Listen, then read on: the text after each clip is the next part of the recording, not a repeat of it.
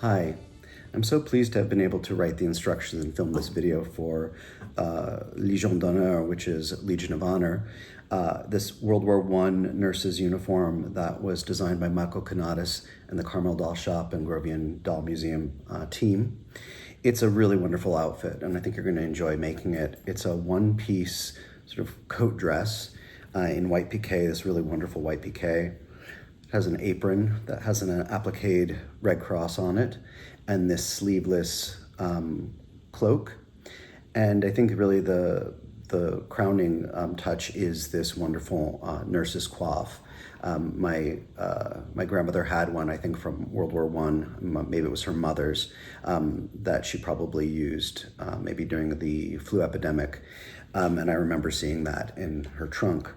And not to be left out, the Grovian Doll Museum Boutique, Carmel Doll Shop Boutique dogs have their own uniforms. And this was customary for dogs that were in service during World War I, that were in the trenches, to identify them as service animals, and that they were proud members of the Red Cross team. So I hope that you enjoy this. I really enjoyed the instructions and making the video. It's a very it's not a complicated project, but I really love all of the detail and all the thought that they've put into every one of these pieces, and I hope you enjoy it. Thank you. We're going to be sewing the Légion d'honneur, Legion of Honor, nurse's uniform today, and I'm trying something a little different because generally I sew almost entirely by hand, except for some long seams here or there, but this particular costume really should be sewn by machine. They were using the machine at this time around World War I, and it should also have top stitching, which you really cannot achieve unless you use the machine. So I'm going to just jump in and show you this wonderful outfit that the Carmel Doll Shop has designed, based on, a historic design. You've got this wonderful coat dress and matching belt, if I can close it. And basically that's a full-length coat dress made out of this wonderful waffle weave piqué, and it has this great collar with little embroidered red crosses on it. And then it has a wonderful and serviceable apron with a very large pocket in it.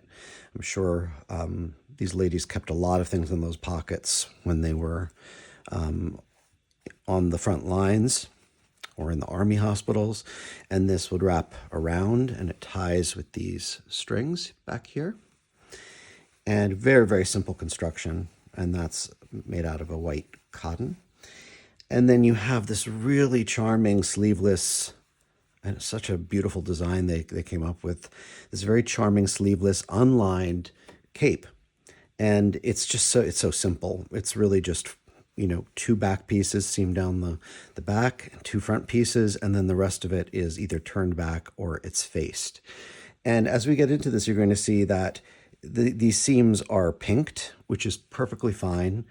You can overcast them if you want, but pinking is totally fine. It provides you with a really nice, clean finish. In this case, this has been turned over and top stitched, but as I said, really the only finishing here is going to be top stitching, some hemming, and some other very simple sewing techniques. And then you have this really wonderful, sort of like, I guess, a coif, a nurse's coif. I remember when my mother was moving out of our house that I grew up in, my grandmother had trunks up in the attic, and there was something very similar to this with the Red Cross embroidered on it in that trunk. And I always wondered who wore that and what the purpose was. But this is just a wonderful ensemble. So we're going to start by basically cutting out all our pattern pieces. I've already done that. And then cut them out of our fabric. Again, they're very simple, very easy to follow, but you're going to cut those out with your paper scissors. You're going to cut out your fabric. In this case, all of the components for the coat dress are cut out of the waffle weave piqué. So we're going to start there. We're going to start with the coat dress, and I will be back when the pieces are cut out and we're going to start assembling.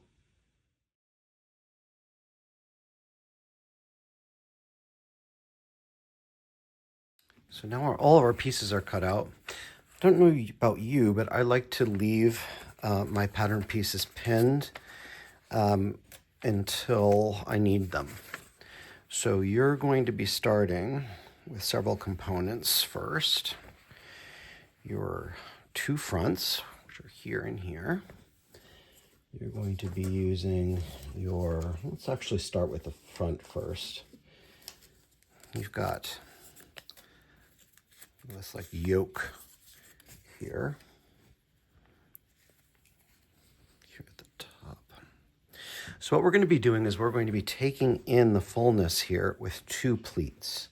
The way I would like to do this is I like to start by pinning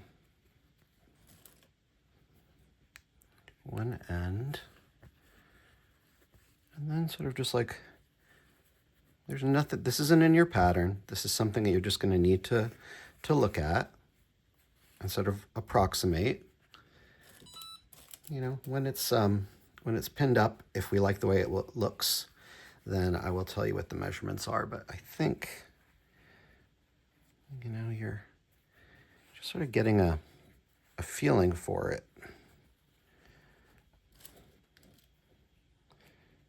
Let's see here. I thought that I had a ruler here. I do have a ruler. Let's see what that is. Those pleats are about 3/8 of an inch, and I'm starting about, what is that? 5/16 away from the cut edge. So, you know, just if you want it to be a little bit deeper, really the whole idea is that this edge and this edge are aligned. So we're going to do the same thing on this side, but first I am going to sew this, and I'm going to use probably a scant 1/4 inch seam allowance, and we'll see how that works out.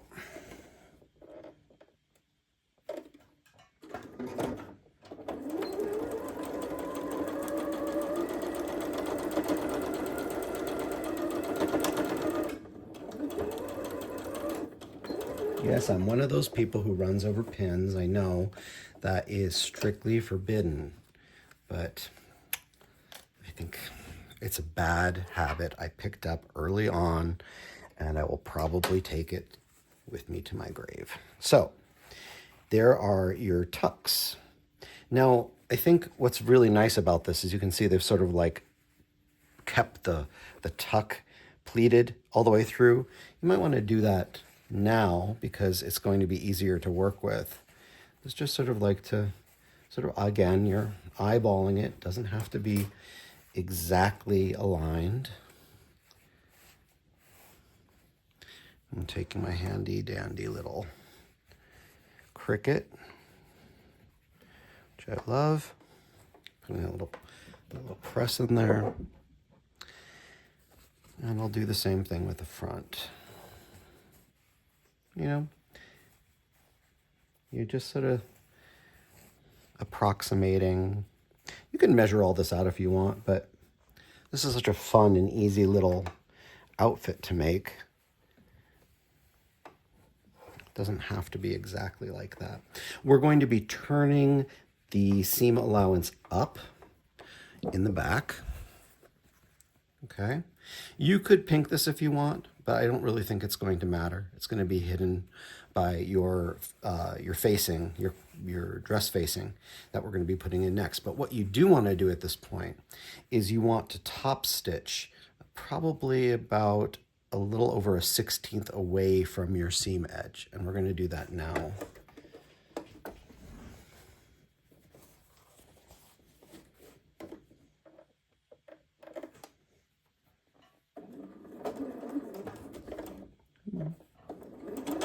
Sometimes my machine does not want to cooperate, as you can hear.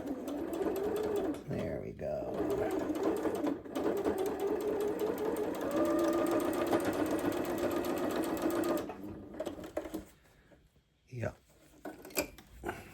just want to get that little fine top edge, top stitched rather, seam there. It really just gives you this beautiful finished tailored look. So we're going to do that with the other side, and I'm kind of fanatic for trimming off my threads as I go along. We're going to do that for the other side. So here's our sort of put together front. I guess that's the left side. And we're also going to take a look at the facing at this time. So I just want to show you before I cut it, this is how I cut out the facing. See, I've cut it along the pattern edge here and here, but here I'm going to cut it out with the pinking shears because that edge is going to be pinked. So this is your back facing. I've done the same thing where I've left it hanging. I'm going to cut this out with the pinking shears. I'm going to cut this out with the pinking shears, and then we're going to put it aside and wait until we've got our backs done. Now, the back is very similar to the front in terms of the construction. As you can see in this original, it has a box pleat in the center and then 2 pleats on the side. So we're going to do the same thing, but we're going to do it a little bit differently. Take our pattern piece off. Find our back piece here. I wish you guys could see the area I work in. It's not very big, but it works very well for me. So we already have a crease here in the center. What we're going to do is we're going to find that center of the back, and we're going to put a little pin in it. You could use a Frixion pen, whatever you want to do. And we're going to match the upper center to the bottom center, and we're going to pin that. And that's where your first box pleat's going to go. So I'm, again, just sort of taking a look at this. Let me look at the original. It probably needs to move in a little bit. Okay, I'm going to try that. Again, the objective is to bring in these sides, bring in the fullness on the sides. You know, I think that probably is it's probably too far out. Let's see. When in doubt, measure, which I almost never do, but I'm going to do it. Okay, that's about 1 inch. So we're going to mark this. I'm going to adjust this side to be more of 1 inch. So that's a 1/2 inch. Bring this in here. Maybe a little bit more. And you know, you just pin this. You don't have to sew it right away. You can take a look at it and step back and see how it looks. But the idea is to have that box pleat in the center and then to do 2 side pleats. We've got this one. And we've got this one. See, there's no real science to it. If you want to measure and mark. But I just sometimes do things by eye, and it turns out, and sometimes it doesn't turn out. So we're going to do the same thing. We're going to seam across the top. We're going to press our seam towards the yoke piece, so up. And then we're going to top stitch about 1/16 inch away from that seam that you can see that here. And then we're probably going to just arrange our pleats and get a little press in them just so they can hold their shape. So we're going to do that. And when we come back, I will show you how to work with the neck facing pieces, which is very, very simple. So we will finish this up and we'll be back. So we finished both fronts and the back. We've top stitched. We've sewn these right side together at the shoulder, and we have pressed that seam allowance open. And this piqué is so great to work with because it has such a great crisp body to it. So really a very nice fabric. What we're going to do now, before we move on to the facing, because we need something to hold within the facing, is we're going to sew our collar together. Now, I don't know about you guys, but my eyes are getting worse and worse and worse as I get older. So I tend to sometimes, especially when I'm working on white, I tend to like to use a Frixion pen just to indicate my stitching line. It just gives me something to follow. You know, and as I said, I'm not really a sewing machine kind of guy, so it's always much easier for me to do this sort of thing by hand. But in this case, we are using the machine. I'm going to move this closer to me a little bit. There we go. So you're going to want to use a fairly short stitch for this because you want it to be strong. And let's see, I'm going to pick up a couple of back stitches here.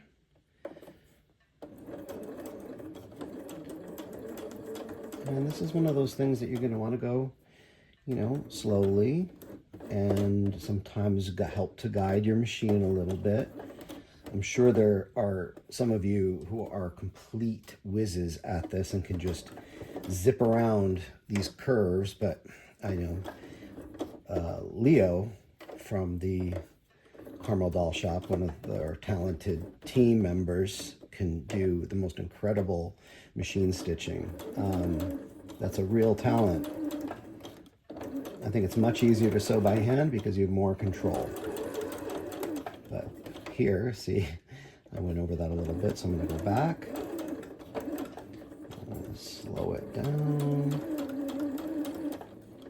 Try to follow my stitching line.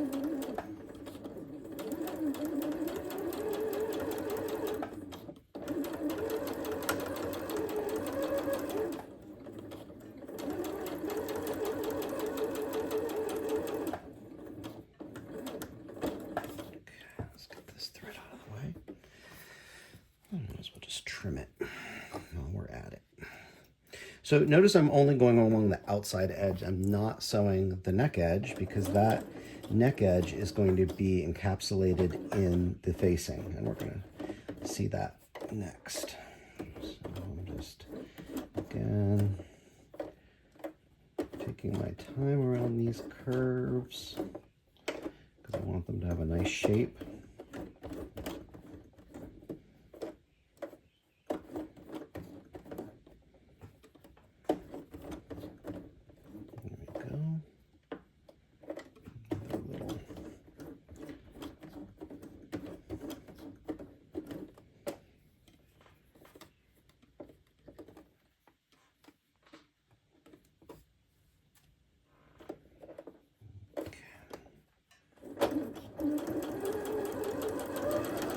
There we go.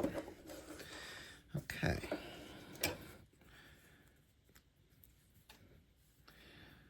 So again, it's so hard to see. I'm glad I have this little sewing line here because it helps me go in and clip around these curves. This will just make it easier to turn inside out. And I'll allow it to lay flatter. And that's what's so wonderful about the Frixion, is that it does just disappear with heat. I have never had it come back. I have heard of people who say that they've had it come back, but I've never had it come back.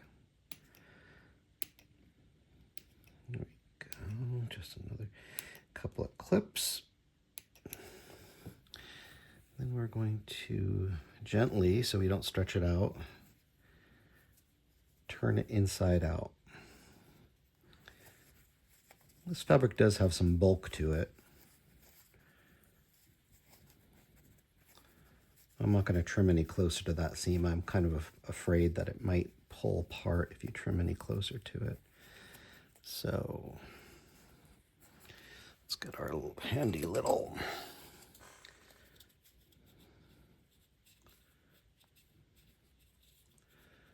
a friend of mine's husband made these turning tools made a set for her, and she's such a sweetheart. She had to make another set for me, and I just love them. I love how you can get into these very tight little corners with them. I don't know about you guys, I don't have any nails left. Okay, let's just get that little corner point.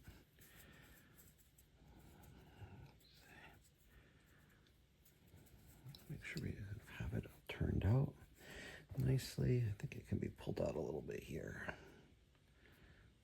Okay, just want to work with it a little bit.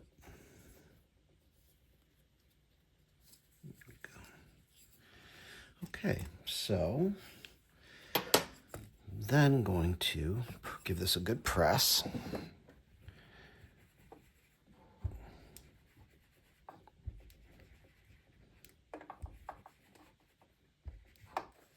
I generally do it on both sides.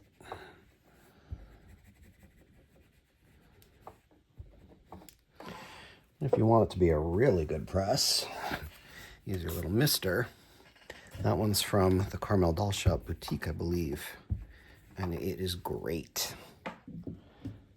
Okay, we've got a few little hanging bits and bobs there.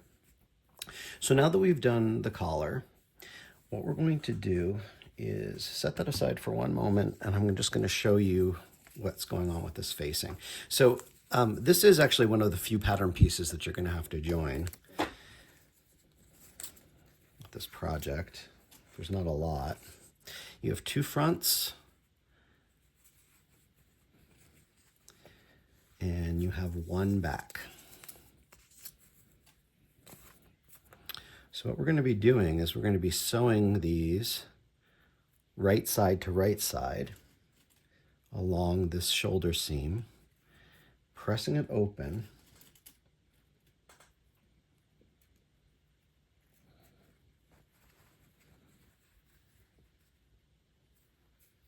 Sure we don't catch our interfacing, or facing rather.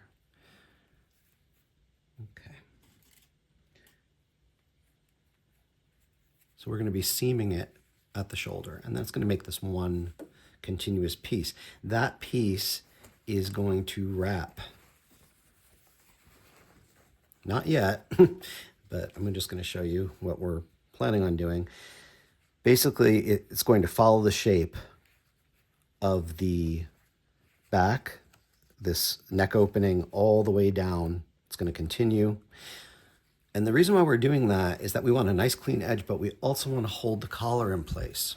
So one thing I'm going to do, and then I'll come back and show you, is I'm going to top stitch probably scant eighth on all of the seamed edges. And then I'm going to find the center of my collar. I'm going to fold it in half and find the center because this is symmetrical. I'm going to find the center of my collar. I'm going to match it to the center, and you can baste it if you want in position. So that's going to be the collar. Then when we come back, I'm going to show you that we've applied the facing over that. The idea is when you stitch on those three sides, the long openings and around the neckline, you're going to clip, trim your corners, and you're going to turn it on the inside, and it's going to create a really nice clean facing for your collar and for your fronts. So let me go and do those steps, and then I will be back to show you the next step. So we sewed the shoulder seams of the back collar facing and the front facing together. We press them open, and then right side to right side with that collar sandwiched in between, we're going to, and I basted the collar in place. And I don't know how you guys sometimes do it, but some people like to baste within the seam allowance. I like to baste outside of it because it's much easier for me to remove when it's been done. So we're going to stitch all the way up the front, around the neckline, and then all the way back down. We're going to clip our curves here on the inside, making sure that we don't cut into our stitches. We're going to turn that over and we're going to give it a good press. So I'm going to go away and do that, but I also just want to show you how we're preparing the sleeves. So your sleeves are identical, obviously.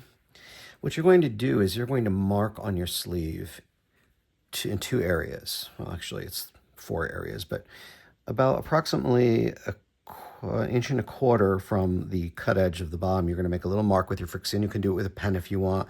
You could even take a little clip. Sometimes, maybe we'll do that for the next one. You take a little clip. What we're going to do is we're going to turn under or turn over the raw edge, and we're going to press it. And it's just a little bit of a turn. It's like, a little over 1/8. We're going to do that on both the bottom sides because these sleeves open at the bottom, as you can see here. And then we're going to, once we've done that and we've got that prepared, we're going to run, and this time it will be inside your seam allowance, run 2 rows of gathering stitches, approximately about an inch and a quarter, an inch from each of the armhole sides. And you're going to run these 2 rows of gathering stitches. And then your cuff, I'm not sure how you like to do this, but I think someone explained this to me once, and I thought it was a really great tool or a really great tip. You turn this long way, you fold it the long way, you give it a good press, and then you're going to turn down your seam allowance on one edge. And so what we're going to be doing is we're going to be, probably, see, sometimes you just got to think a little clearer. Your seam allowance should be going towards the fold, okay, not away from it. So the way I had shown you before, that was not correct. It goes towards the fold, and I'm going to give it a little press just so I remember that. And what you're going to do, I have one of these already done, you're going to center this on your bottom edge, and you should have seam allowance on both of your folded and stitched down sides. I might have failed to mention, you're going to top stitch that fold over. You're going to fold these over, find your centers, give it a pin. I really like this because I think it creates a nice clean cuff. Okay, we're going to stitch that across, and then what we're going to do, this maybe gets to be a little bit hard to explain. Let me stitch it first and then I'll show you what we're going to do, because I think that will be much easier.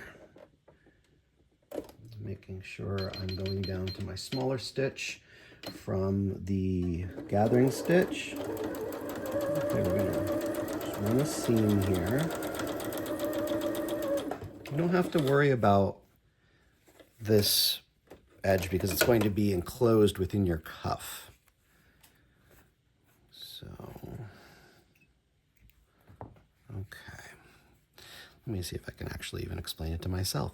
Okay, so here's your folded seam allowance. You're going to refold this. Well, let me just give this a little press. You're pressing your seam up towards the cuff, okay? You're going to refold this over so your folded edge of your cuff is even with the seam. And then what we're going to do is we're going to stitch two vertical seams, one on either side, coming up just about to that edge. And then we're going to clip our seams, clip our corners, make that seam allowance as tight as we can without cutting into the stitching. And then we're going to imagine that this is sewn up. One other way that some people do this is like this, which is completely fine. And I might just do that for ease. You tuck your seam allowance up into the edge. And we're going to do this with hand stitching. So you could either do it one of two ways. You know, this is a very simple way of doing it, and it's very fast. I do like sometimes that crisp edge. Sometimes you don't have that bulk that you have. Maybe I'll try one way on one sleeve and one way on the other sleeve and see which I think I like the best. So I'm going to do that. We're not going to gather this up yet. We're going to wait until this is sewn up and our other sleeve is ready to be inserted, and then I'm going to show you how to insert the sleeves.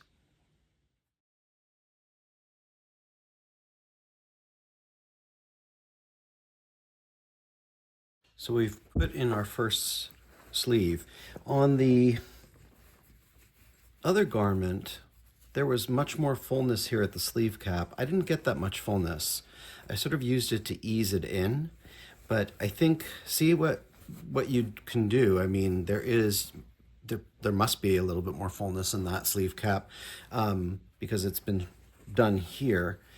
So just see what you think. You know, maybe you can get a little bit more fullness, but in my case, it was just really used to ease it. One thing I didn't say is that we sewed our neck and front facing in place. We clipped our corners. We clipped into the curves of around the neckline, around the collar, because that's where we want to make sure we've got a nice curve. And then we top stitched. I would say probably a little less than 1/8 of an inch, maybe about 1/8 of an inch from the edge on the front edge, and then around the collar underneath the seam.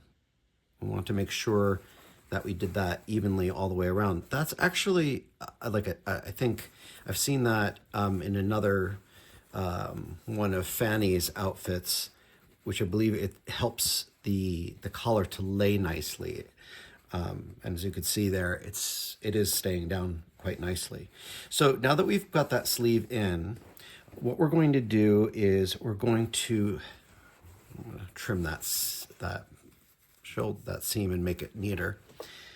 We are going to, I'm not going to do this now because I do want to clean up that seam. We're going to match our underarm seams, and we're going to match this is how our cuff came out. We're going to match all the way down to the bottom, and we're going to close this up probably, you know, about from where the turnover is all the way down as one long continuous seam. I love sleeves that are set in like this because it's so much easier, and then the sort of the coat sleeve set in, which I still love, but you know, this is a much easier way of doing sleeves. So I think I'm actually going to pink the edge of this because I don't really want it to fray. And then I am going to make a big mess with all this pinking stuff. Just making sure I'm not cutting into my seam, my stitching line rather. There we go. See, it's just a little bit of fluff, but that'll help to clean up that edge a little bit. So I'm going to pin this together. I'm going to, as I said, sew it in one long seam. Then I'm going to put the other sleeve in, and then we're going to have pretty much our finished body of our coat dress. The next thing that we're going to do is we're going to want to turn up the hem at the bottom, and as you can see, we're going to pink the seams, the inside seams. We're going to press them open when they're done. You know, you probably could do a little bit of pressing in the sleeve itself if you have one of those great little tools that I just had here, where you can basically insert it and press on top of it if you want to get a nice, you know, sharp seam there. So we're going to do that and then come back and show you the hem and the finishing touches.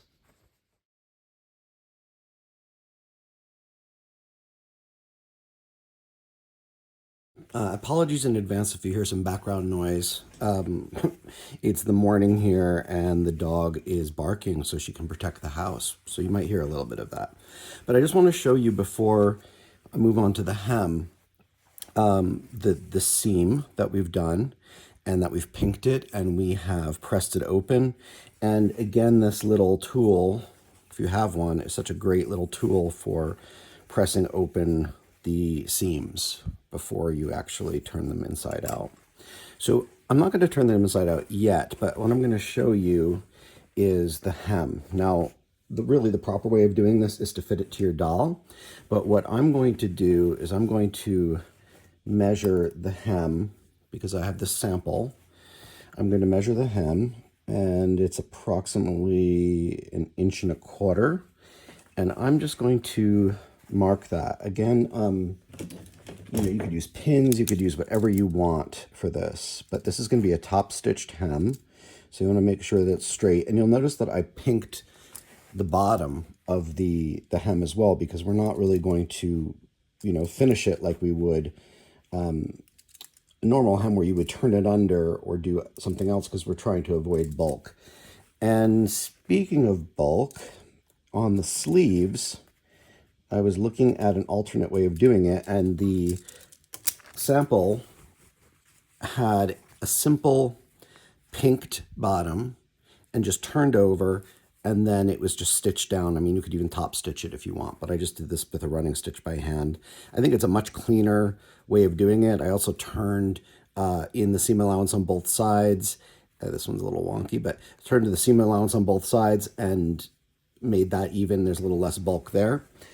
But what we're going to do with the hem now is we're going to turn it up using our friction markings just as a guide. Pins. And we are going to run top stitch. Probably, I would say, maybe we've got an inch and 1/8 from the bottom of that hem. We're going to do that all the way across the top of this. So I'm going to set that aside for a second and just show you what we're going to be doing next with the belt for this dress. So basically it's a one-piece belt. It's cut on the fold and there's a point on one end and there is a squared off side on the other end. So what we want to do, let me try to find it here. Let's see here. Where'd you go?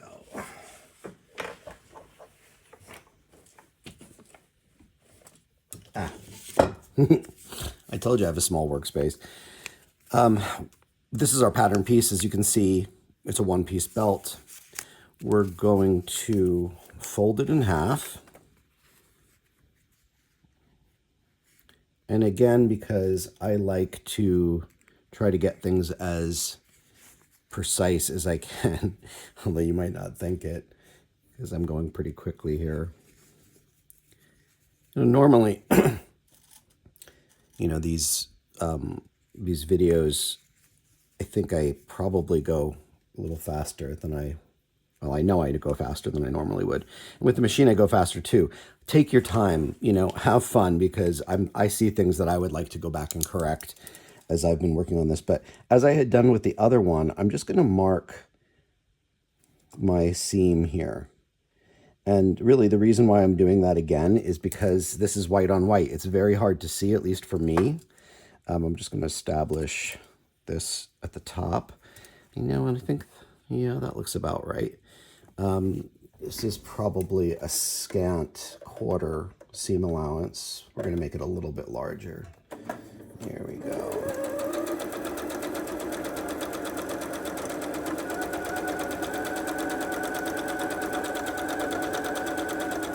Again, I'm going over my needles, my pins rather. You do not want to do that, because you will break your sewing machine needle, or maybe even hurt yourself if it flies up and pokes you in the eye. We wouldn't want that to happen either. So I would say don't do it. Don't follow my bad example. Okay. So that is our belt. What we're going to do, let me get rid of this thread. What we're going to do is we're going to clip our points. I want this to be a sharp point, so we're going to clip this. We're going to clip the edge of that off. We're going to clip this, and then we're going to give this just a little bit of a clip here. It doesn't matter that you've got the other seam allowance, even though it might make it easier for turning to have less. Then we're going to turn this inside out. I think one of the tricky things about this is very, very long and skinny, obviously. So you're going to have to very carefully work this open and turn it. I'm not going to do this now because it's probably going to take me some time, but sometimes I use a blunt needle just to pick it out. Sometimes I use, this is probably a little bit too thin an opening, or too small an opening to use the hemostat, which is a great, great tool. At least I don't have one that's that large. But you might have some other tools. I've seen things that are like, you know, something that goes here and then it just slips over like a rod. I've got a couple of those, but I don't think it's going to work with this. So I'm going to turn this inside out. And then what we're going to do is we're going to fit it to our doll wearing the dress. It doesn't have its snaps on it yet, but we're going to just pin that in place. We've got a couple of things more to do on the dress itself, and I'll come back and show you that. But we're going to pin on the doll after it's been hemmed. It might probably even be a good thing to check the hem length while you've got it on the doll. And then we're going to turn back a portion of this end. I mean, this is your raw edge anyway. You're going to turn this back. And when this is fitted, you're going to want to have some overlap here. I don't know if you can see that.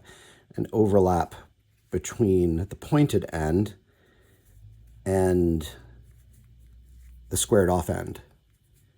So something like that. And you know, that looks like it's probably from this side of the point to that closed edge, probably like, I don't know, 3/16 or a quarter, but you'll see what works best. So basically we're creating a self fabric belt with this closure. And then we'll go into, when we put on the buttons and such, I will show you the placement of the hooks and eyes. But again, that is dependent entirely on your doll's waist and what underthings she's wearing. So it's always best to fit over the doll, over her underthings, and then you're going to get a good fit. So when I come back, you're going to see this hemmed. I'll have the doll wearing it so we can fit the belt, and then we can talk about the finishing elements for this coat dress.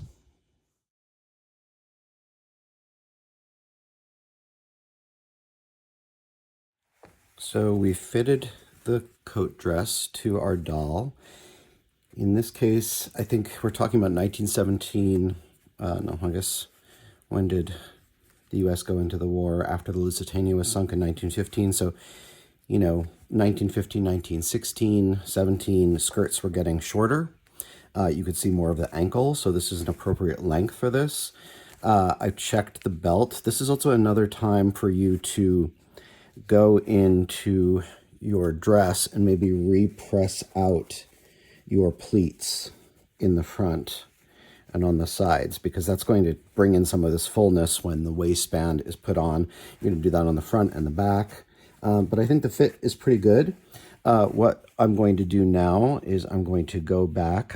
As I said, I'm going to hem this by top stitching it.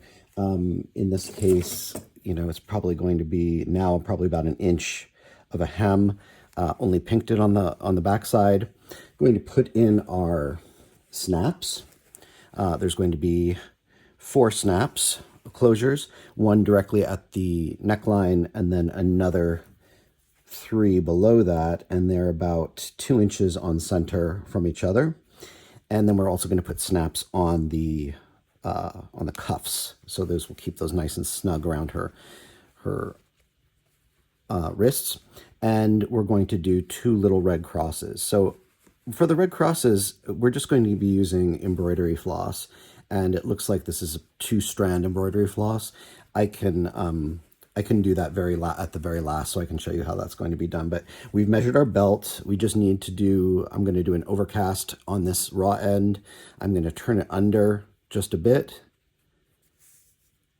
And then it's also been top stitched, probably a little more than a 16th on all three sides.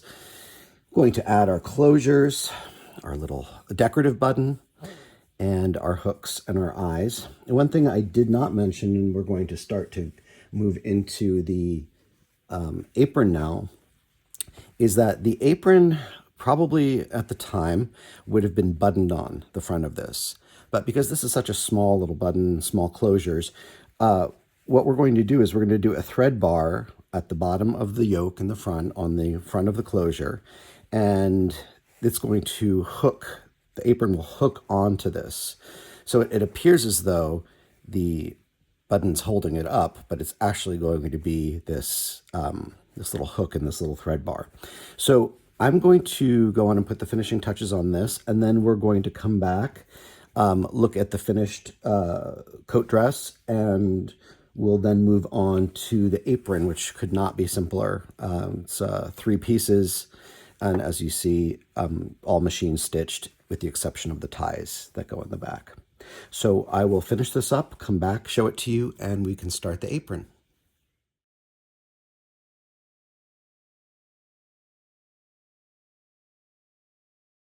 So I'm going to show this to you before and after. We hemmed the bottom of the skirt. We had tried it on our doll just to make sure that the length was right. And again, skirts were getting higher as the 19 teens went on. Then we're going to determine the location of our snaps. I didn't do it in this one, but I'll do that after I'm done.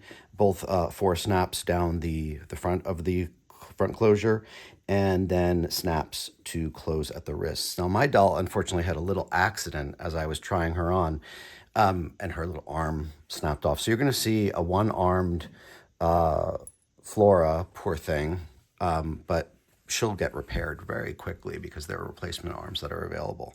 So what I'm using this other sample for is just to show you where those snaps are located at the cuffs, and the snaps that will be going down the front. Also showing this to you for the belt. So basically your belt is a strip. We've sewn it together. We've turned it inside out. We've top stitched it on all 4 sides.